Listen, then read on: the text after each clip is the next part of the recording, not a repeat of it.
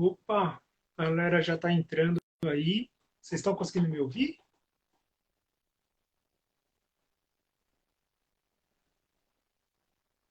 Opa, olá, boa noite a todos. Começando a live. Oi, boa noite. Chegou minha colega. Deixa eu virar a câmera. Eu já vi que eu estou de lado.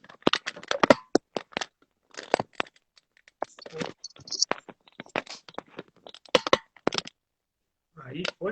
Foi, acho que foi. Você está me ouvindo bem? Eu tô. Ah, legal então. Opa, ó, o Milano aí.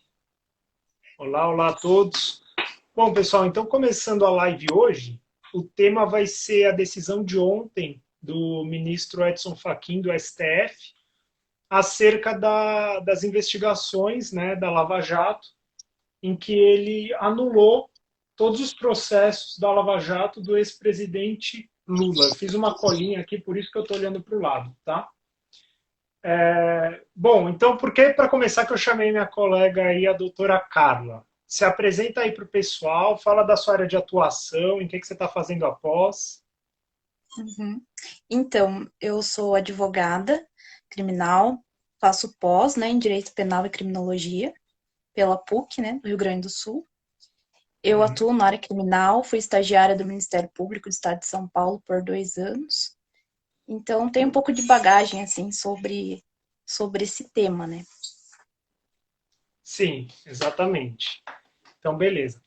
Bom, o X da questão, então, da decisão do Edson Fachin, para quem não viu ou não entendeu muito bem aí as notícias, foi que ele, ao Paulo, boa noite, foi que ele declarou a incompetência, né, da vara lá de Curitiba por acreditar que não existia causalidade entre a Lava Jato, que estava investigando a Petrobras, e os desvios desses outros quatro processos do Lula, que foram o sítio de Atibaia, o triplex e duas doações lá do Instituto Lula. Então, verificando que não teve essa correlação, ele acha que deveria ter sido distribuído por sorteio e não por dependência. E aí disse que é incompetente, cancelou tudo e mandou os autos lá para a Vara Federal de Brasília. O que você acha dessa decisão, minha colega? Então, essa decisão estava sendo muito aguardada pela maioria dos criminalistas, né. Lógico que tem uma parcela que é contra, como sempre no direito, né? Mas a boa parte já dizia que isso, a justiça ocorreu tardiamente, mas ocorreu. Né? A maioria já dizia que não seria a competência de Curitiba, né? Desde o começo, porque os postos, né, que faziam parte, né, da Lava Jato, que até dá o nome, né, aos postos de combustível e os lava-jatos, né, utilizados ali para lavagem de dinheiro, Uhum. não ficavam em Curitiba, nem no Paraná, mas em Brasília. Então, desde o início, já se tinha essa discussão, né? Tanto que várias vezes foi levantada essa questão, mas sempre foi indeferido, né? Sim, Eu, porque a eu competência acredito que seria do local do crime. sim, né? Que não teria uma conexão, né? Não é porque ali começou uma investigação, mas sim o local do crime. E a maioria das prisões não ocorreram no Paraná. A maioria das prisões ocorreu no Brasil inteiro, mas sobretudo em Brasília, né? Porque envolvia Uhum. vários agentes políticos. Então, essa é a principal questão, né? E, e também sobre as ações, né, que envolvem o triplex, que envolve o sítio de Atibaia, as doações do Instituto Lula e o próprio Instituto Lula, eles não têm uma relação direta, né? Essa foi a maior justificativa na decisão, né, do Fachin, que por conta disso, de não ter uma correlação direta com desvios da Petrobras. Que a 13ª vara lá de Curitiba seriam só para casos que fosse diretamente envolvendo a Petrobras, não de forma ali, pode até ter uma relação, mas não uma relação direta. Sim, Sim, então, bom, então partindo desse ponto, você concorda com a decisão, porque você falou que já era esperada e tudo. Pelo menos Sim, com eu, fundamento, né? sim, porque é uma questão Raciocinando técnica. assim, desculpa. É uma questão técnica, não seria uma questão de mérito. Ele não decidiu o mérito da questão. Se realmente o Lula desviou ou não, se ele participou de uma Sim. associação criminosa, algo assim. Não foi discutido o mérito, mas só a parte processual, a parte da incompetência. É preliminar, né, na verdade. Sim. Então considerando isso, eu também concordo com o fundamento. Agora, o que me é estranho, que, se eu não me engano, esses processos, o primeiro deles é datado de 2016, ou acho que de 2017, não, 2017 acho que foi a condenação, e o primeiro deles, que é do triplex, é de 2016.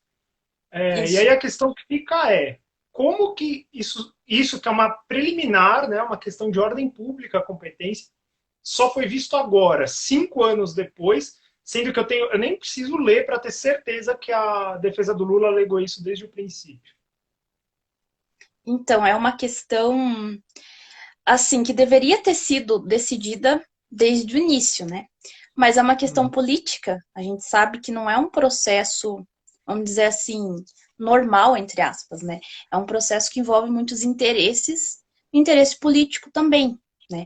Tanto que chegou no STF, a gente tem que recordar que o STF é um tribunal político, não só um tribunal judicial. Então, as decisões ali têm uma influência política enorme.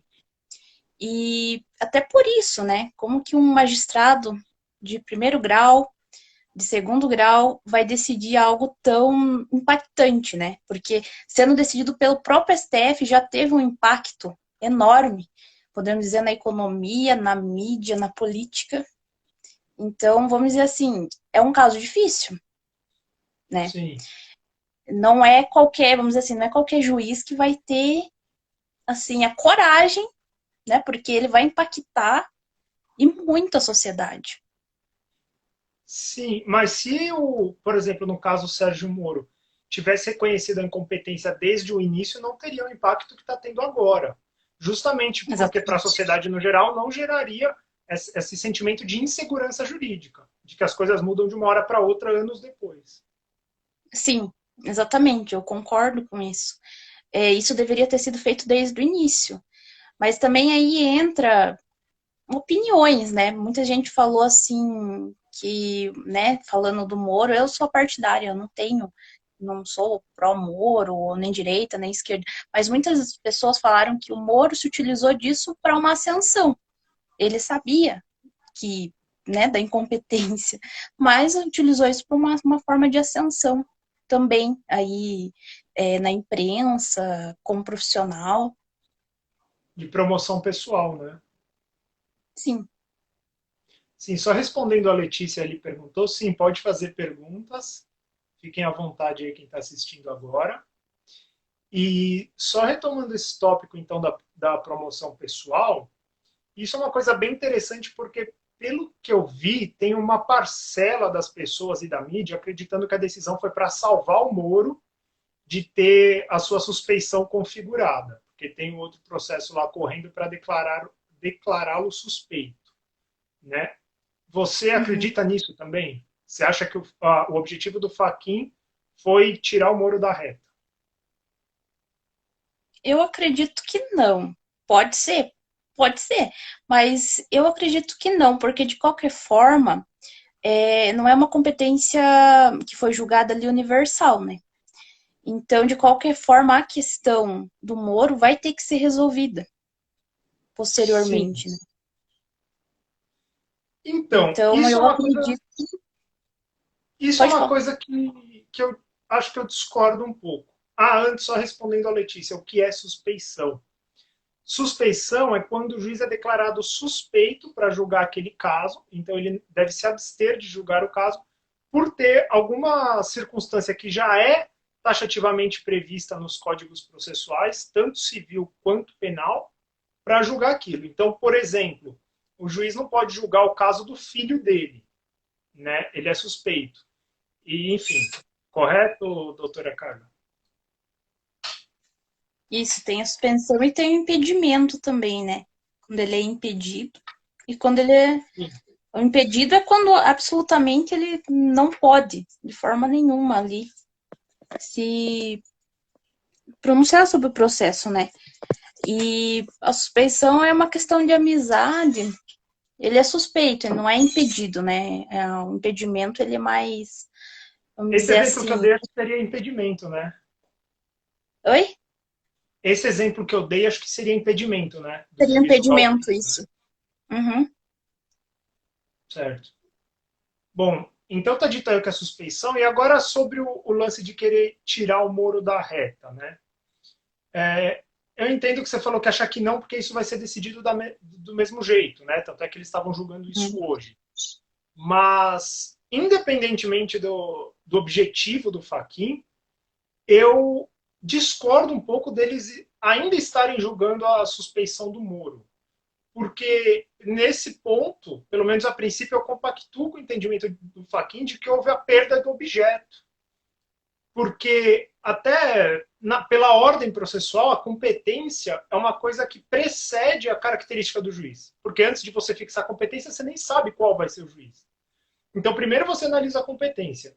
Se houve incompetência, então nem é que se falar em suspeição do juiz, porque já estava tudo errado desde antes. Aí o Gilmar Mendes falou que não, que a discussão sobre a suspeição do Moro precedeu a decisão, então eles têm que decidir pronto. Mas eu acho que não, porque existe uma coisa chamada perda superveniente do objeto da ação. E me parece que foi esse o caso. Ou não, eu estou enganado, você discorda? Não faz total sentido, né? Porque, de qualquer forma, o problema é se eles não acharem a suspeição, ok. A incompetência vai continuar, porque não é uma incompetência do juiz, mas do juízo. Então, de qualquer forma, não vai fazer uma grande diferença, né, no processo. Exatamente. Exatamente. Me parece, por um lado, que a vontade do STF de julgar a suspeição do Moro é que soa como uma coisa um pouco política, como você falou. Sim, Né? Se por totalmente. um lado, lá no começo, o Moro visava uma promoção pessoal, parece que agora o STF visa despromovê-lo. Exatamente. Porque agora ele não, vamos dizer assim, ele não está mais no meio político, né? Ele pode vir a estar no futuro, né? Mas agora, no momento, ele não é mais uma pessoa influente, vamos dizer assim, no meio político, né? Como ele era alguns anos atrás, né? Com a Lava Jato. Sim, sim, exatamente.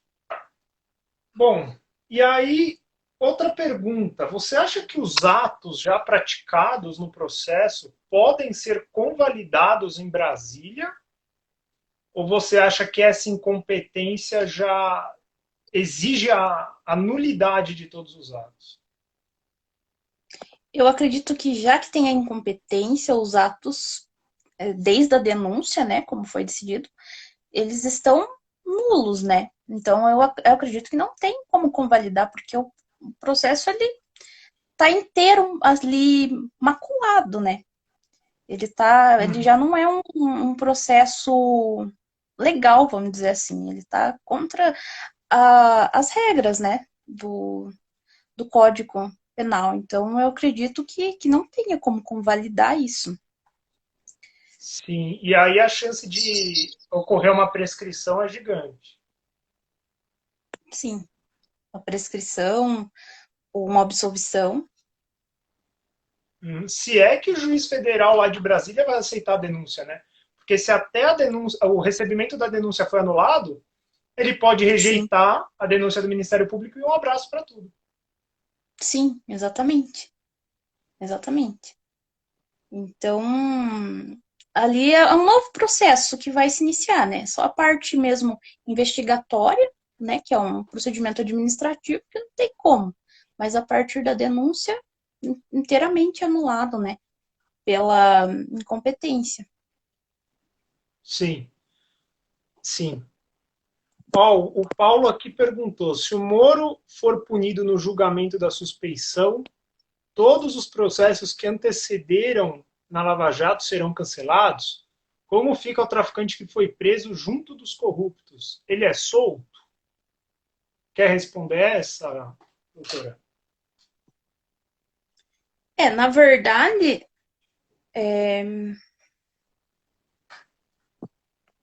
sim, né? Se ele é suspeito, ocorre a nulidade. E com isso, todos os atos ali que foram decididos naquele processo, inclusive as prisões, também vão ser anuladas.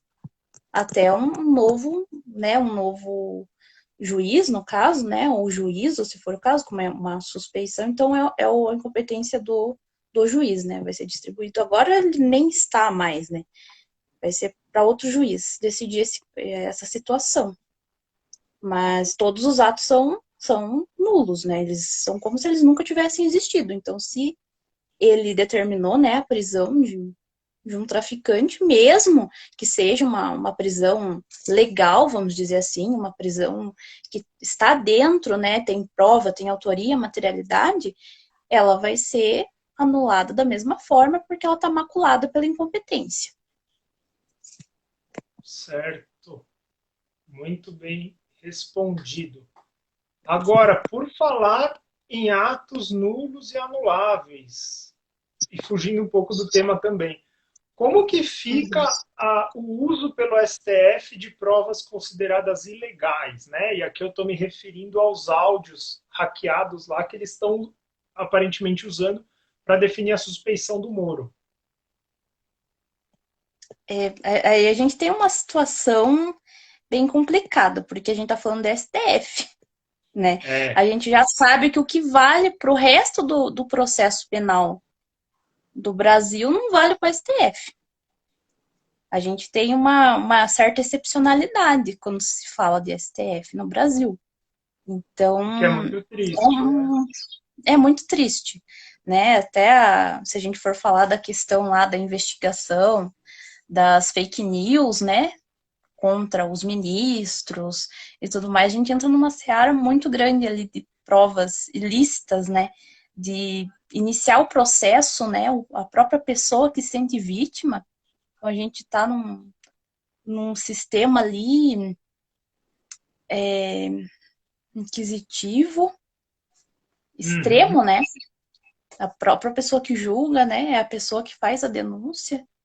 E talvez a própria E, pessoa que se defende, então é uma situação bem complicada. A gente vive dias bem sombrios na questão exatamente, processual. exatamente isso. Isso me lembrou, sem querer fugir muito do assunto, mas isso me lembrou também a recente prisão daquele deputado federal que tinha dado opinião contra o STF. Eu não lembro o nome dele agora. Daniel Silveira, não é? E isso, Daniel Silveira.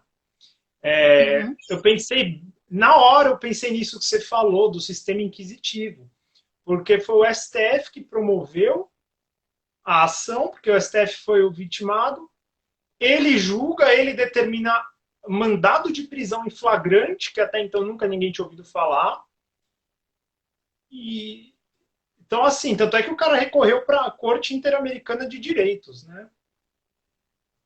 Sim, porque é uma coisa meio absurda, né? Se você for ver, estudar o processo penal, o devido processo legal, você vê que algo não tá batendo, mas a gente tá falando de STF, a gente tá falando da Corte, né, Suprema do Brasil. Então, para quem mais a É, gente vai recorrer além deles, né?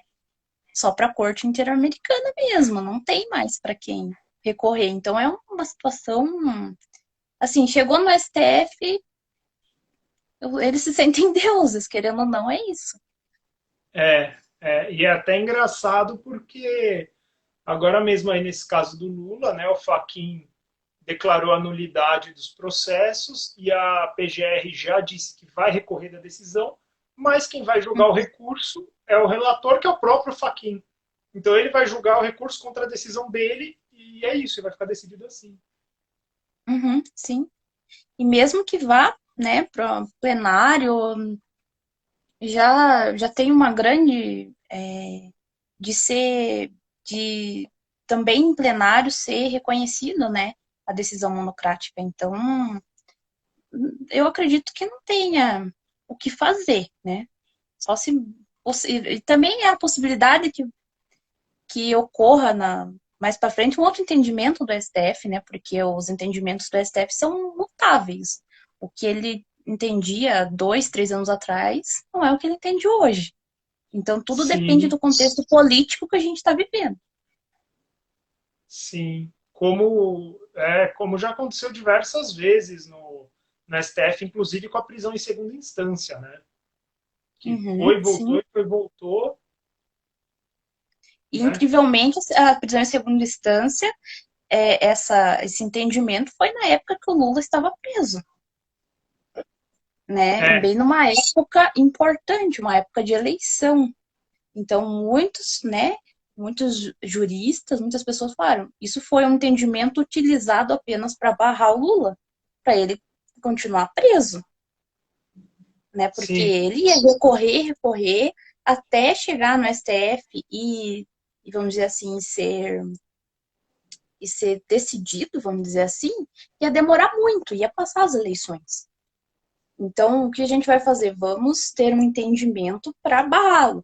Pelo menos é isso, né, que muitas pessoas, muitos juristas, né, criminalistas entendem, que foi um entendimento político, né, não um entendimento pautado na parte jurídica puramente. sim. E é louco porque a princípio foi para barrá-lo. Agora parece que é para liberar para as eleições. Sim, exatamente. A gente tem mutável, né? Por isso que é um tribunal político. A gente tem que entender isso em primeiro lugar, né? Uhum. Não deveria ser, mas acaba sendo, né? Sim, não é essa a essência, né? Se a gente for ver, ele é o guardião da Constituição e muitas vezes acaba tendo decisões contrárias à Constituição. Então, isso Uhum. é preocupante. Exatamente. E é preocupante também como isso tem se acentuado nos últimos anos, começando, acho, talvez pela repartição dos direitos políticos da Dilma, quando ela foi impedida, depois com a segunda instância e por aí afora, né? Aí agora com a prisão do Daniel Silveira e agora com a nulidade dos processos do Lula, etc. Sim, a Agora, gente tudo teve. leva a crer que essa decisão do Fachin de agora foi sim uma decisão com algum interesse, seja ele qual for, porque não é possível. Tudo bem, se você encarar o Moro como suspeito, você vai dizer que ele não declarou sua suspeição porque ele tinha algum interesse, né? Ele queria se promover, ele queria obter poder e tal, queria aparecer na mídia. Ok. Agora, o Moro não se declara incompetente. Aí depois, os desembargadores do TRF4 também não reconhecem incompetência. Aí depois o STJ e o próprio STF não reconhecem incompetência. E aí 5 anos depois vem o Fachin falar não era incompetente sim, então tá, tudo é nulo. É muito louco isso, né? Sim, com certeza essa decisão monocrática, né, do Fachin, ele não teria esse entendimento se ele não soubesse que há a probabilidade de ir para plenário e também ser reconhecida, votarem junto com ele, né? Então, eu acredito que ele não faria isso, vamos dizer assim, à toa, né? Foram 46 laudas, né, a decisão. Ele não perderia, como ele fala na própria decisão, que ele levou 2 meses para fazer, né, para chegar a uma conclusão e terminar essas 46 aulas. Acho que ele não perderia tanto tempo se ele não tivesse um certo interesse e uma certeza de que os outros ministros acompanhariam ele, pelo menos a maioria. Isso também me parece, até porque nos bastidores, provavelmente ele comentou, né? E até com o Gilmar Mendes, tal, de que ele ia proferir isso aí. E discordando ou não, eles devem ter chegado a um consenso para poder fazer isso. Senão, Faquinha ia ficar feio na fita sozinho. Sim, exatamente. Porque ele sozinho, ele não conseguiria, né? né? Porque com certeza isso vai ser levado, né, à frente, né? Não vai ficar só por aí. Vão ter novos capítulos, isso a gente tem certeza que a PGE não está feliz com isso, né? Eles já falaram que vão recorrer e acredito que vão vir outros e outros recursos posteriores. Sim, sim, eu também acho. Agora, o que eu não entendo é, se eles já tinham chegado a um consenso antes da decisão, por que que hoje, quando o Fachin foi lá e pediu para adiarem o julgamento da suspensão do Moro, falou que ele que é o competente para extinguir o processo e pronto, o Gilmar Mendes ignorou e continuou e foi para cima? Isso é que é Aí, estranho, porque parece uma discordância entre eles. sim. Ou talvez algumas pessoas falam, né, que pode ser uma jogada também, para que as pessoas achem, né, que se for para um plenário, aconteça, né, tipo, de ter minoria, né, e acabar sendo virada essa decisão. Alguns falam. Então, a gente não sabe, né, porque é tudo política. A gente sabe que é questão política, né, a gente não tá falando só da parte jurídica. Falar puramente de direito, não tem como você desvincular o STF de política. Não tem. É impossível, porque todas as decisões vão acabar influenciando na política. É verdade. É verdade. Teoricamente, as garantias dos magistrados são para que isso não aconteça, né? Sim. Mas, enfim. Eu ia falar mais alguma coisa agora que você estava falando? Me fugiu da cabeça.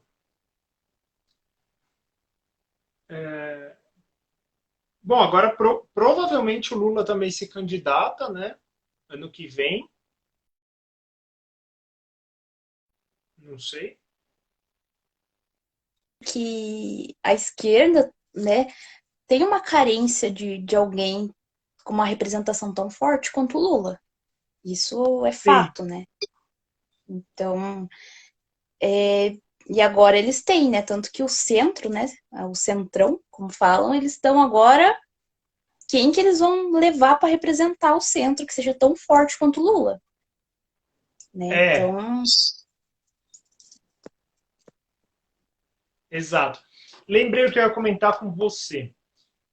O STF utilizando os áudios hackeados como prova, isso vai ter um impacto no processo penal brasileiro como um todo, né? Eu acredito, porque vai abrir um precedente que, de repente, até sentenças que já tinham transitado em julgado podem ser objeto de ação rescisória, penso eu.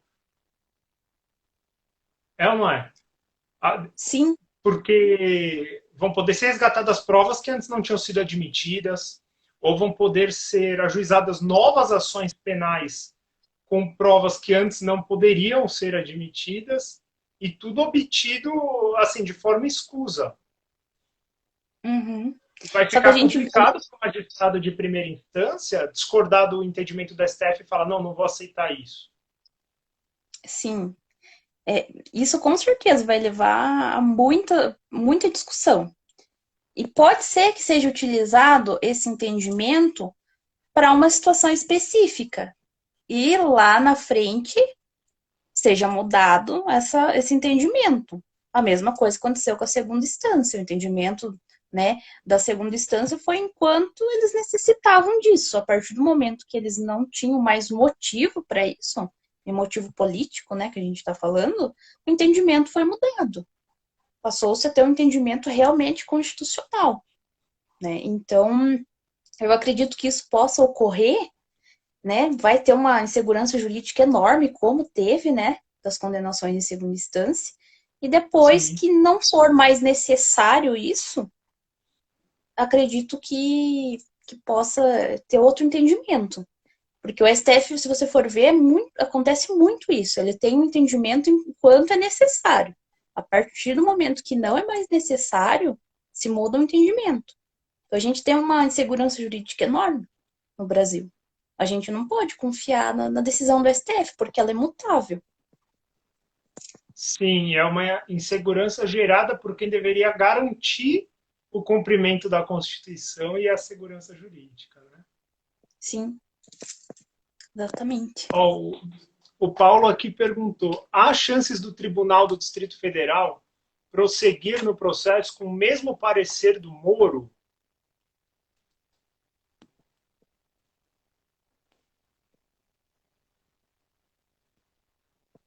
Ah, e o Márcio também perguntou: se a decisão fosse puramente do direito, sem política, o Moro não poderia julgar esse caso desde o início?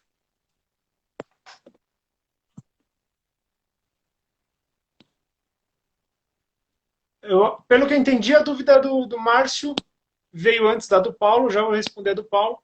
Mas pelo que eu entendi, a dúvida do Márcio é assim: ele acha que se não fosse a questão da politicagem, se o Moro poderia julgar esse caso desde o início ou não. Na verdade, Márcio, pelo que parece, a política, assim, partindo do pressuposto de que o fundamento do Fachin agora que está correto e que deveria ter sido aplicado desde o início, a politicagem é o que pesou para que o Moro julgasse, né? Então, na verdade, desde o princípio, o Moro não deveria julgar por ser incompetente para isso. E a competência é uma questão preliminar, né? O que eu quero dizer com isso é que ela antecede o próprio mérito da causa. Isso deveria ter sido observado antes de acontecer o julgamento. Certo? E aí é que o Paulo perguntou: a chance do tribunal prosseguir no mesmo processo com o mesmo parecer do Moro? O que você acha, doutora? Pode ocorrer, vai depender de quem irá julgar isso, né? A gente não sabe ainda quem vai ser o juiz competente. Mas ele pode ter o mesmo entendimento do Moro. E daí, se depois ele tiver o mesmo entendimento do Moro, o STF também decidir que o Tribunal do Distrito Federal também é incompetente. Isso pode acontecer? É, é, é mesmo. E aí, no caso de ser suscitado um conflito negativo de competência, quem vai julgar vai ser o STF. Vai julgar Que a própria pode, competência. que pode acontecer. Não é algo tão extraordinário. A gente É sabe que verdade. pode acontecer. Pode ser também uma certa jogada para que isso aconteça. É verdade. Agora, o que não vai valer, Paulo, é o juiz do Distrito Federal, caso aceite a competência, ou caso a ele seja atribuída, o que não vai valer é dar um Ctrl-C, Ctrl-V na sentença do Moro, né? Ele pode seguir a mesma linha de raciocínio, mas não pode usar o que o Moro escreveu e jogar lá e assinar, né? Sim. Ok? Bom, não tem mais perguntas. Tem mais alguma coisa que você gostaria de acrescentar, doutora? No momento, acredito que não, né? Deixa eu ver.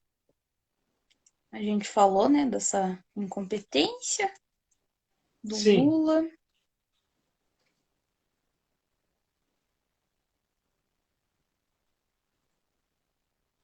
Eu acredito que seja só isso mesmo. É, é, por enquanto acho que é só isso mesmo. E aí agora vamos aguardar o desfecho das coisas e quem sabe no futuro a gente volta aí para comentar novamente. Sim. Que eu acredito que ainda vai ter muita coisa, né? Porque ficou anos aí a Lava Jato, acho que desde 2018, né? Não tem uma grande repercussão. E agora ela É, voltou, porque a gente está quase em vias de eleições novamente. Então, eu acredito que até essas eleições, né, de 2022 acabarem, eu acredito que ainda vai ter muito tempo ainda, vai ter muitas decisões, muitas coisas, muitas prisões que podem ocorrer. ainda vai dar pano para manga, né? Aqui, ó, o Márcio perguntou novamente. Viram sobre aquele advogado de PG que processou a WB querendo ser reconhecido como super-homem? Essa eu vi hoje. Aham, Márcio é da amigo minha. seu? Meu namorado. Ah, seu namorado. Tá certo. Para Aham. quem não sabe, então, só para contextualizar, esse foi um caso aí de Ponta Grossa, né? Foi Ponta Grossa, né? Sim. Uhum. De um Que advogado que está processando a Warner. ele quer ser reconhecido como Superman brasileiro. É assim, uma situação que acabou virando piada, né, no Brasil, assim, na comunidade jurídica. Mas, assim, é sem comentários, né? É meio triste. Assim, a É, gente tá quer ser o super-homem brasileiro e quer o reconhecimento também do time de futebol lá, né? Do Flamengo, acho. do Flamengo, ele quer ser conhecido como campeão mundial do Flamengo. Isso aí. Então, Boa sorte para ele, né? Então vamos tá ver bom. agora Oi? vamos ver agora o desfecho, né, desse processo também. Qual que vai Sim, ser a sim. decisão? Que é tão ou mais interessante até que o do próprio STF, viu? Sim, né? Porque a gente tá falando de judiciário, de decisões aí emblemáticas, Uhum. utilização utilização do judiciário para interesses pessoais, assim, às vezes descabidos, né? Coisas que Sim. são bem comuns se a gente for ver, assim, né? Nas decisões do STF também. Quem sabe teremos aí o super-homem brasileiro, então, né? Bom, então obrigado para todo mundo aí que assistiu até agora. Obrigado para o Márcio aí, namorado da doutora que participou da live, para quem fez perguntas tal. São sempre bem-vindos aí. Obrigado à doutora Carla pela participação e pelos esclarecimentos. Agradeço. Boa noite a Valeu, boa todos. noite. Tchau, tchau.